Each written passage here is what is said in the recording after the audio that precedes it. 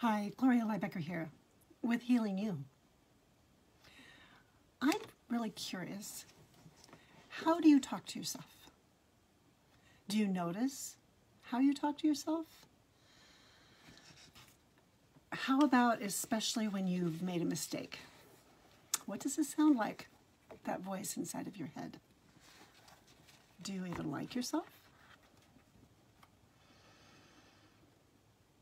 I'm wondering if, are you self-critical?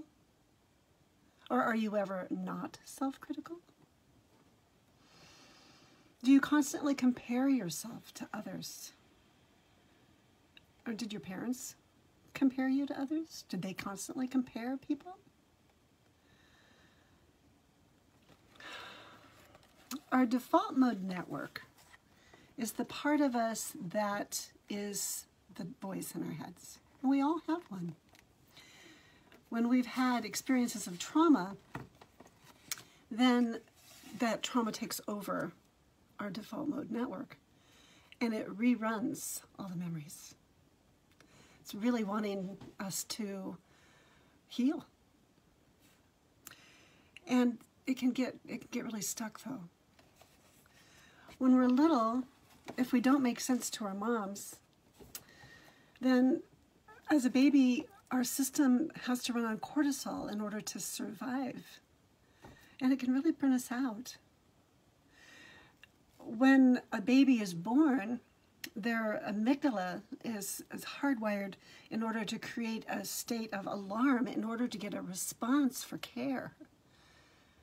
And so if we had a responsive mom or caregiver, they would easily reflect the micro expressions of whatever emotion we were feeling as a baby.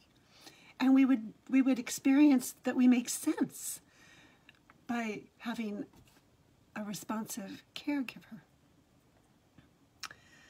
And we grow those I make sense neurons then. And we develop with more of a sense of secure attachment. But when we don't make sense to our moms or caregivers, and we have this alarm state going off and it's not met with care, then we end up not knowing how to care for ourselves either. I want to acknowledge that it's never too late to meet someone that can respond with sensitivity and with care. And so we can grow those pathways that we need to learn how to care for ourselves.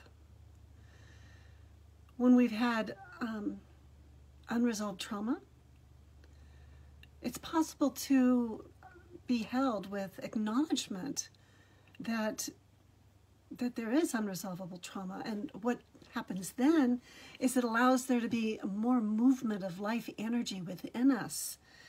And it turns off that default mode network. So when we can be held by another that is responsive and provides care for our care circuitry, then we can be empowered to name our experience. And when we're able to name our experience, it then transforms the trauma from our nervous system and it brings it into our explicit consciousness. And we have a deeper understanding of ourselves.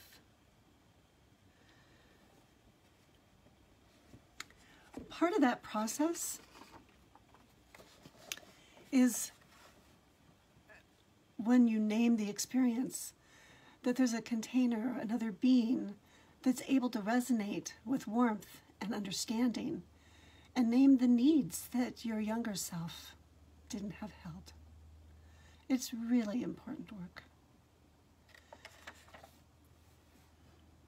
I'm really passionate about this, and I'm so grateful for the resonant care that I've been held with to support myself and my nervous system to create an essential self that doesn't judge me when I fall into one of my old patterns, but gently and with care welcomes me back to life once more. If you'd like to learn more about how to be welcomed back to life, with life, reach out to me at healingyoursanctuary.com. Thanks for being on the journey with me today. Healing you.